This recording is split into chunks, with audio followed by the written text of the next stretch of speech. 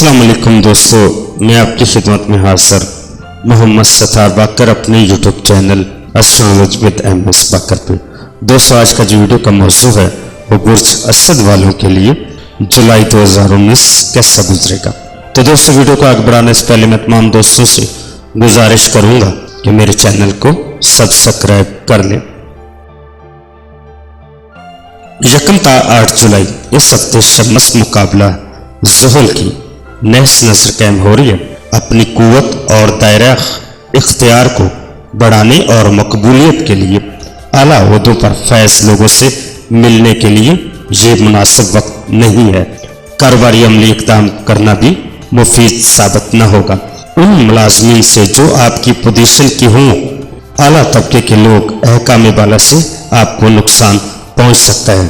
کاروباری نئی سرمایہ کاری کرنے کے لیے بھی یہ وقت مناسب نہیں ہے۔ 9 تا 16 جولائی شمس عزت مال اور دولت کا حاکم سیارہ ہے، جو کہ آپ کے برج کا بھی مالک ہے۔ اس ہفتے سید اوجی درجات سے گزر رہا ہے۔ خاص اوقات میں مالی معاملات کی درستگی کے لیے لوح یا نگینہ اوج شمس پاس رکھنا آپ کے لیے سعادت کا باعث ہو سکتا ہے۔ 17 تا 25 جولائی اس ہفتے عطارد گران شمس کی سید نظر قائم ہو رہی ہے۔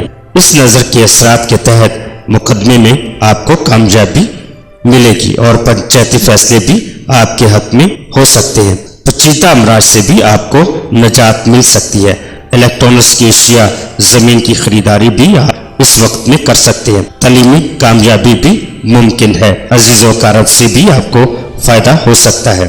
اس وقت بہتر ہے کہ آپ اپنے برج کے مطابق اپنا صدقہ لازمی دے دیا کریں اور بزرگوں سے بھی اپنے حق میں دعا کرواتے رہا کریں۔ کاروباری پوزیشن آپ کی مستحکم رہے گی۔ 26 تا 31 جولائی اس ہفتے عشق، پیار و محبت کا سیارہ زہرہ آپ کے برج میں داخل ہو رہا ہے۔ یہاں اس کا قیام 21 اگست تک رہے گا۔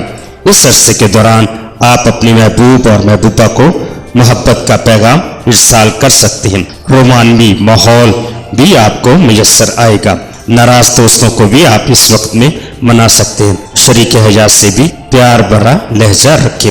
اسدی افراد کے لیے نکاح اور شادی کے لیے بھی یہ مناسب وقت ہوگا۔ چند اسدی افراد نکاح یا منگنی کے رشتے سے بھی منسلک ہو جائیں گے۔ تو دوستو، اپنا بہت سارا خیال رکھیے گا اور اپنے پیاروں کا بھی خیال رکھیے گا اور مجھے اپنی دعاؤں میں یاد رکھیے گا۔ اللہ حافظ، فی امان اللہ۔